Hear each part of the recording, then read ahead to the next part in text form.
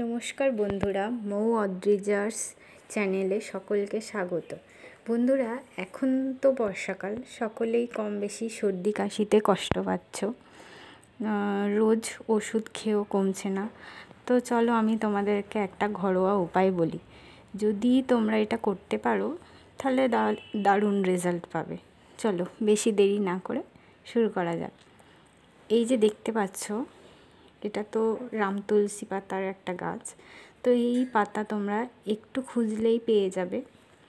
তোমরা এই গাছ খুঁজে এনে টবে বসিয়ে দিতে পারো বাড়ির ছাদে।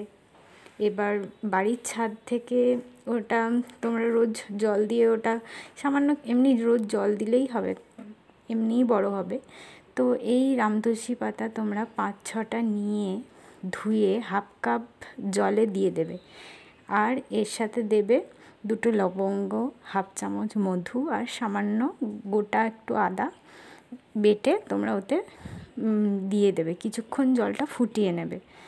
এইবার যদি শুধু ভালো না লাগে তাহলে এতে একটু সামান্য চায়ের গুঁড়ো দিয়ে দিতে পারো, লিকার, তাহলে ভালো লাগবে খেতে।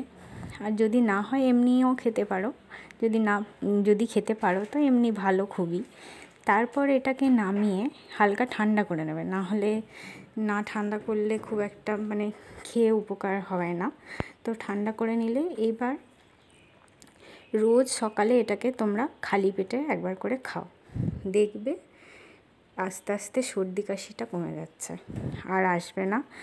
এবার এলেও অতটা প্রভাব পড়বে না।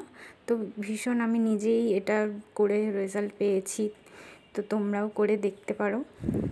আচ্ছা, আর যদি এই ভিডিওটা ভালো লাগে তোমরা অনেক অনেক করে শেয়ার করো, আর যাতে অন্য সকলে এটা দেখে এবং এর উপকারিতাটা পায়। তো কেমন লাগলো ভিডিওটা অবশ্যই আমাকে জানাবে, লাইক করবে এবং কমেন্ট সাবস্ক্রাইব করতে ভুলো না। তো তোমরা এটা করে দেখো। এই পাতাটা যেটা দেখতে পাচ্ছ ভিডিওতে, তোমরা খুঁজে এনে করবে এই প্রক্রিয়াটা, দেখবে তোমরা নিশ্চয়ই এটাতে অনেকটাই ফল পাবে। এবং আমি তো নিজে করেছি, তো তোমাদেরও সেই জন্য করতে বললাম। তো দেখো, আবার দেখা হবে নেক্সট ভিডিওতে। চলো আজকের মতো টাটা।